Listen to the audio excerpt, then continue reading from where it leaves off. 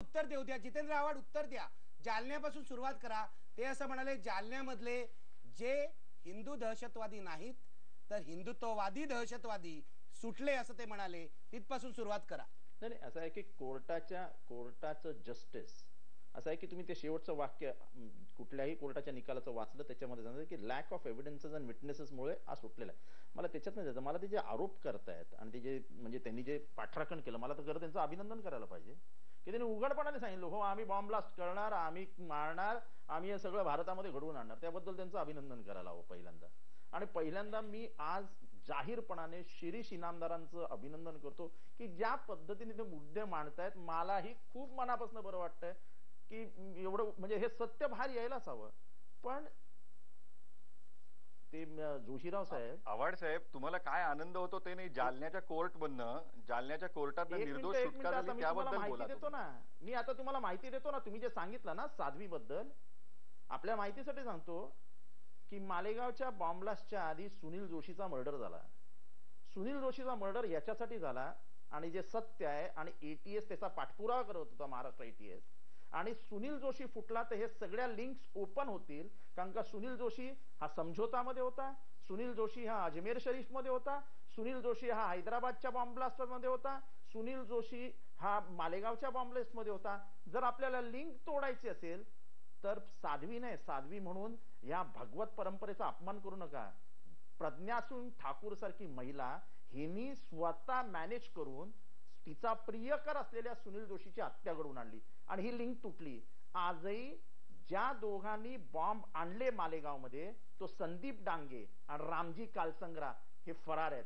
त्याच्यामुळे ह्याची link establish करायला एटीएसला जो प्रयत्नपूर्वक सगळं जमवायचं आहे त्याला कुठेतरी अडचण निर्माण होते आणि म्हणून ही केस प्रलंबित राहिली. त्याचे एव्हिडन्सेस, विटनेसेस जमा करूनच कोर्टासमोर न्यावे लागतात. आणि जर्मन बेकरीमध्ये हे सगळं जे आहे ते जुळल्यामुळे मुळामध्ये ज्या लोकांची नावं घेतली. मला संपू द्या ना. हा बोला. असं मला 1 मिनिट संपू द्याल का साहेब? जी जी बोला बोला. असं आहे की मिलिंद जोशीराव, हिमानी सावरकरांनी आउटलुक मध्ये जाहीररित्या सांगितलं होतं की आम्ही बॉम्ब ब्लास्ट घडवणार. आणि त्यावेळेस ह्या आउटलुकचं उदाहरण देऊन पहिल्यांदा भारतामध्ये माननीय शरद पवार साहेबांनी देवनार येथील एका प्रचाराच्या सभेमध्ये हे आउटलाईक मॅगझिन दाखवलं आणि त्याच्यानंतर अलिबागमध्ये आमच्या झालेल्या शिबिरामध्ये पहिल्यांदा उघडपणाने बोलून दाखवलं की दहशतवादाचा एक दुसरा राईट विंग भारतामध्ये अस्तित्वात आहे ज्याच्याकडे आपण कधी बघितलेलंच नाही. आणि त्याच्यानंतर मालेगावच्या घटना वगैरे सगळ्या उघडकीस आल्या. आपल्या माहितीसाठी सांगतो साहेब की ज्याच्यावरती चर्चा झाली आणि माझा आरोप आहे की हेमंत करकरेंवरती स्वतः अडवाणी आणि आजचे राजनाथ सिंग, हे राजनाथ सिंग तर स्वतः नाशिकला प्रज्ञासिंग ठाकूर यांची भेट घ्यायला आले होते. एवढंच नाही तर राजनाथ सिंग आणि अडवाणी यांनी मनमोहन सिंग यांची भेट घेतली आणि त्याच्यानंतर पंतप्रधान कार्यालयाचा निरोप आला आणि निरोप आल्यानंतर 26/11ला सकाळी जाऊन नारायणन म्हणजे जे पंतप्रधानांचे ऍडवायझर होते यांना जाऊन स्वतः करकरे ब्रीफ करून आले. पंतप्रधानांकडे यांनी मागणी केली होती की ही केस यांच्या ताब्यात काढून घ्या. स्वतः करकरेंवरती प्रचंड दबाव होता. करकरे त्यांना भेटून आले आणि त्याच्यानंतर ते गृहमंत्र्यांना जाऊन भेटले आणि त्यांनी सांगितलं की मी राजीनामा देतो पण मला बदनामीपासून वाचवा. ह्याच्यातला मी मेन भाग आता सांगतो की प्रज्ञासिंग ठाकूर, कर्नल पुरोहित यांनी काही परदेशी संघटनाची संगनमत करून संधान बांधून मोहन भागवत यांच्या हत्येचा कंप्लीट प्लॅन रेकी सकट तयार केला होता. रेकी झाली होती आणि ही माहिती ह्या जगामध्ये फक्त 2 माणसांना आहेत, ते मोहन भागवत आणि स्वयं नितीन गडकरी.